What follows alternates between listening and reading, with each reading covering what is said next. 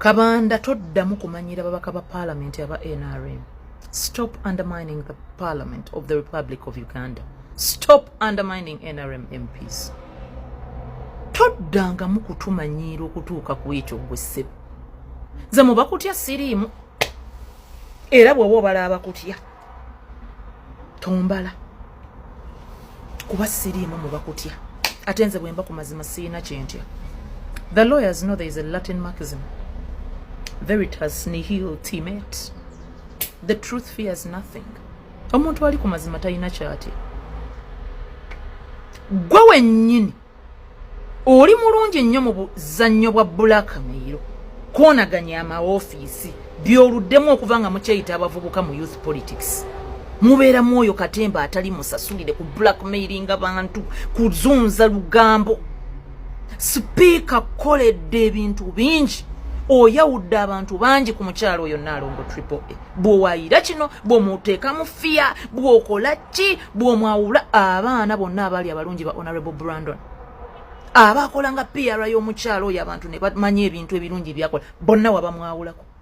Essaawa eno omukazi yamanyi omunaku omukyala ayamba abantu ebirungi byakola abantu babiwulira beewuunya bwewuunya.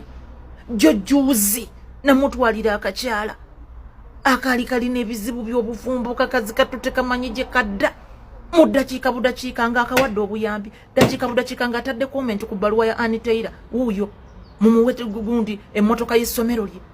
Ye mukyala gw'ogamba eno kyaki yeetaaga kino n'abawa ssente.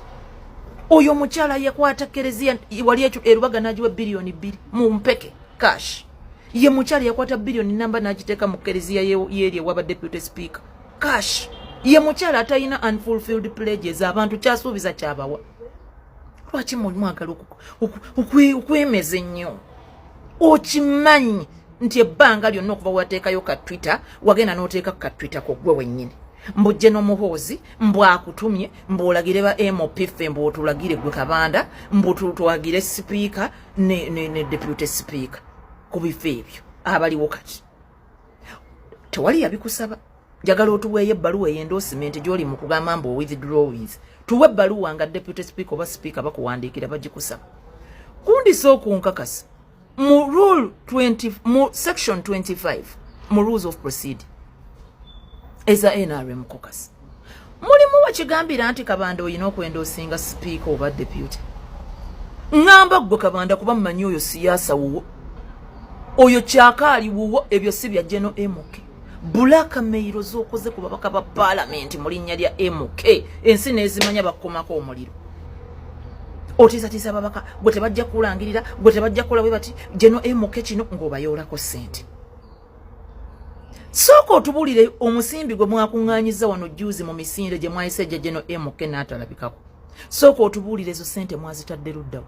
Tuwe ku vidiyo z'abanaku nga mubawa obuyambi mwagamba za kuyamba banaku. Lwaki si kye wasookeddeko? Mumpise ennungi era ennono za accountability. Otusookera ku kye weetuma. Kuba kino eky'endorsement teri yakikutuma. N'ekiri gwe wakyetuma. Gwe weeteekawo ne mukuŋŋaanya ssente nti mugenda kuyamba abanaku ne muzitwala mu linnya ly'omusajja. Erinnya lye lyakoleredde. Oyo General Mulamba Sandhurst product. N'okwata ne mukuŋŋaanya biliyoni za ssente mbu emijoozi mugenda kuyamba abanaku. Abanaku bo nga tonnatuwa update. Nga tonnajjangu obumbujja otubuulira simanyi endorsement. Ekisooka simanyi lwaki naye Andrew Mwenda wankoze bubi. Gwe spokesperson wa PRO yo. Ate watumye ddi Kabanda okwogerera amabaluwa gammwe. Nze Andrew Mwenda nkumanyi ng'omusajja omwogezi. Ndi follower by the way nino obutabo wano bulinga 100 oba bumeka zizino Independent magazine nina nezedde teri Independent magazine kumpi efuluma paka jo yabalamu wagira nga tokyabifulumya nze ne sigisome ebya Andrew Mwenda naye newunyiza nnyo ebbaluwa yammwe erimu amatankane g'oluzungu ate bagamba they endorsed ate General M ate chairman guided ate endorsement ne guidance bintu byanjawulo. Ate advised ebbaluwa agambe obubaka bwayo bwaffe ba MP. Ate lwaki yagenze mu mawulire?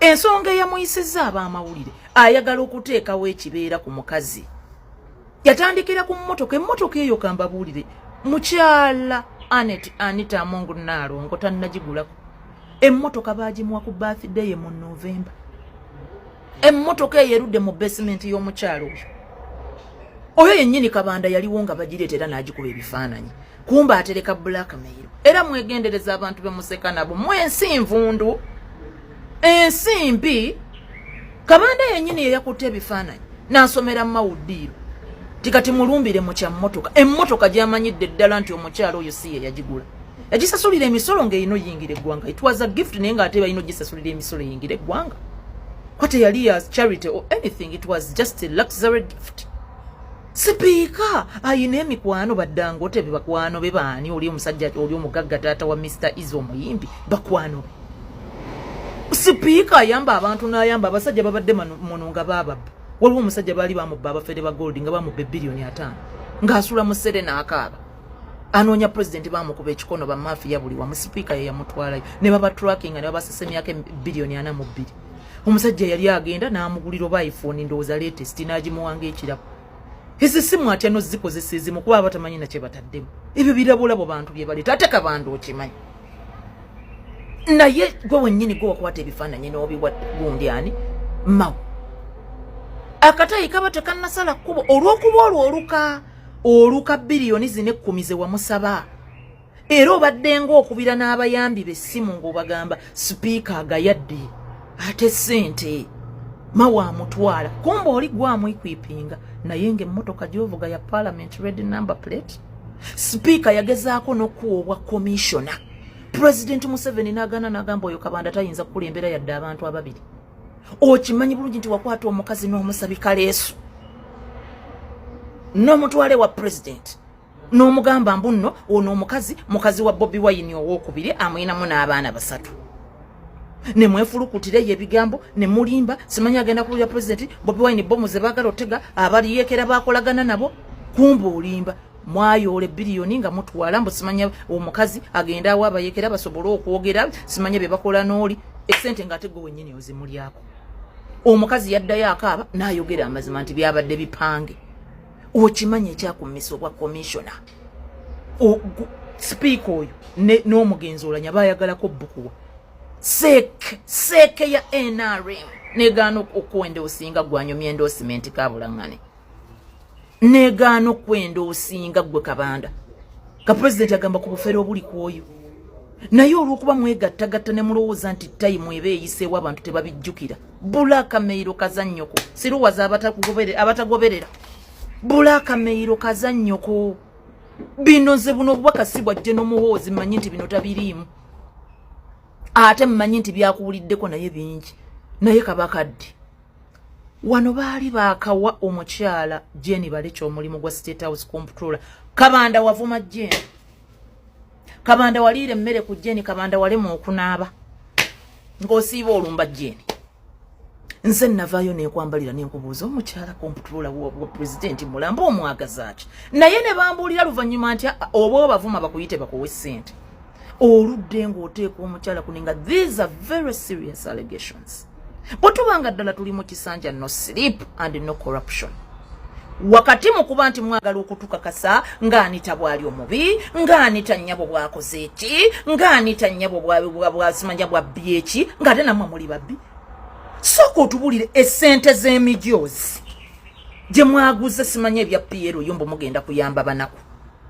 simanya abantu ne bajja ne basonda ssente mpitirivu ne Jeno n'atalabikako otuwadde accountability twalisuubidde nti video ne press conference ze mwali soosokola za kutubulira nti ssente ze mwasonda ziweze bwe ziti era muziwadde abantu wano na wano kye twali soosokusuubiramu teri yakusaba endorsement lekera obe wadde ng'oyogera n'obwana obuto abaka ba parliament ekyo kyetujja babuuli ekyo kyetubabuulira mwagala mufuule president Museveni mumwambaza eddiba lya dictator mwagala mukifuule nti ayina baatukako okuwagira ate nga mukimanyi nti rules of procedure bweziri basekendi banominating aba candidates ne baba secondinga recommendation ya Sekeweri they recommended nti tuwagire abo be ba candidate bafa abe NRM triple N Taiwa our candidates era kyenkola kye kituufu to defend our NRM candidates era tulinda caucus recommendation tujja ku